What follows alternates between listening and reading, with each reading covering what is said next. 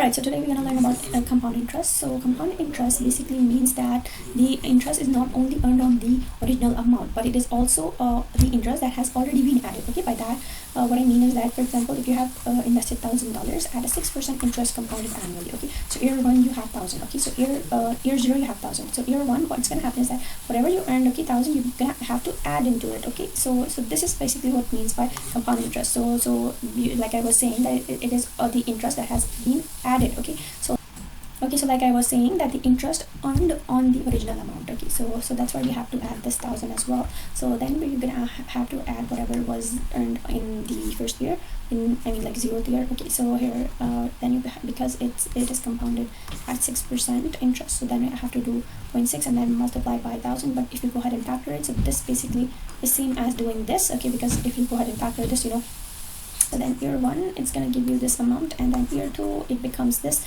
Okay, and how are we doing this? So whatever we get in year one, we're gonna have to multiply by the interest rate. Okay, so again, like 1 plus 0.06. so that's how we did it. Or another way of doing it, where we take the original amount and then we take 1.02 and then 2 times it by square, because it's 2 years. Okay, so as you guys can see, there's a pattern that we can see. So what we are doing, that we're taking the original amount, which was year one, we do 1.106 times a power of 1. If it's second year, we do 1.06 to the power of 2. So that means year t. So if I were to ask that year t, so what would be the equation of it, so to figure it out? Okay, so you guys already figured out by this point that we take the original amount and then we do 1.06 and t. Okay, 1.06 means 1 plus the rate that was already given to you. Okay, 0.06. Okay, so that is basically the equation that you're going to end up having. So this is basically that we just calculated is basically but the interest can also be compounded more than one per year, such as semi-annually, quarterly, monthly, which we're gonna look at later. Okay, so in those cases when it is more than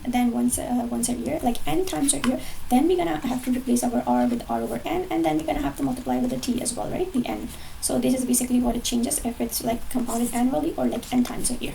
Okay, it depends on the question being asked to you. Okay, so it's the question that we have. Okay, so here 2,000 is invested at 8% annual rate, compound quarterly. Okay, so this is compounded quarterly, okay, and not annually over here. That's why we're going to use this formula that I just explained you guys. Just replace r with the n and nt. Okay, so then our initial amount that we have, we're gonna have to write this. Oh, this is not 0, so this should be like this. Okay, so a0 is basically the initial amount. Okay, so we're gonna write 2,000 over here, and then 1 plus the rate. It's 0.08.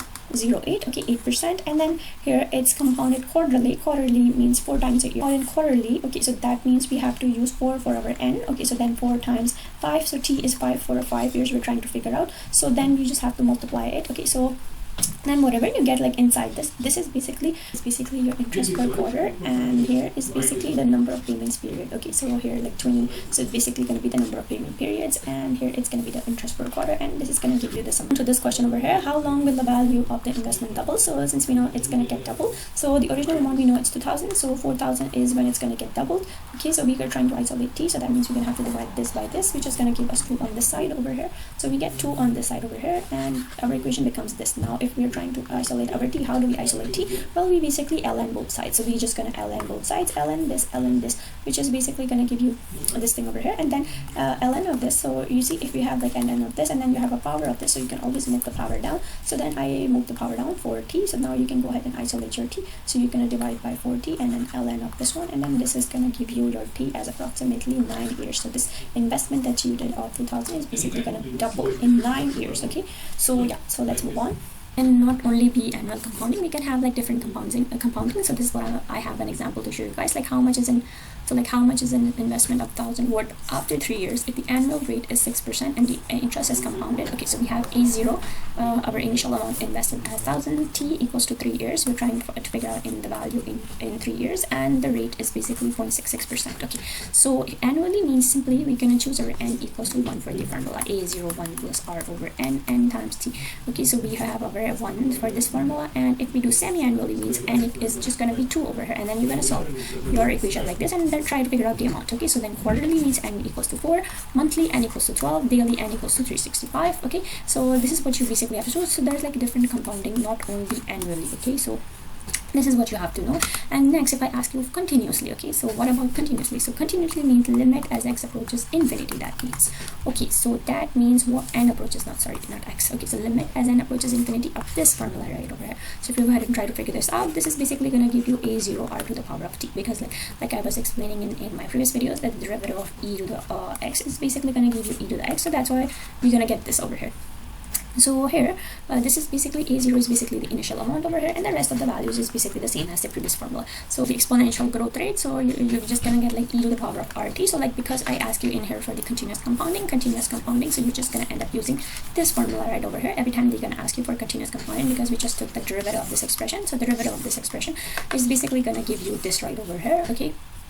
And so like to be able to solve this question, we have this equation over here. We know our initial investment for this one, okay, it was growing at a rate of 0.6, like 0.06 r value, and t was given at 3. Okay, so this should be your answer for this one. Okay, so like as you guys can see, for all the values that we figured it out over here into the formula over here, plugged in into the formula, and here we only use a01 plus r over n times nt, because it was not continuously. And here every time they're gonna ask you for a continuous compounding, you're gonna end up using this formula. Okay, so let's just go ahead and do an example. They give you this example over here, this question. Okay, so like 2000 invested at 8% annual rate compounded continuously. Okay, so since it highlights the word continuously, that means you already know that you have to do limit as x approaches infinity, which basically gives you this formula. Okay, so of this formula that you see, if you go ahead and perform the limit as x approaches infinity, this is gonna allow you to get this formula over here.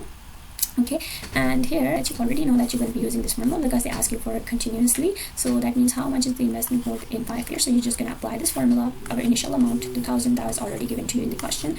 E to the power of r is basically your annual rate, it's 8%. Okay, and then the t at 5 years, so you're just going to multiply it with t and then try to figure out the value. Okay, so when will it double? So again, we're going to follow the same approach. So it's 2000, so that means it's going to end up being 4000 and then 2000, and we're going to apply the same equation over here. However, we don't know the value of t, so again we're going to write like this, and we're going to apply our ln both sides, because e is basically going to be cancelled out with e.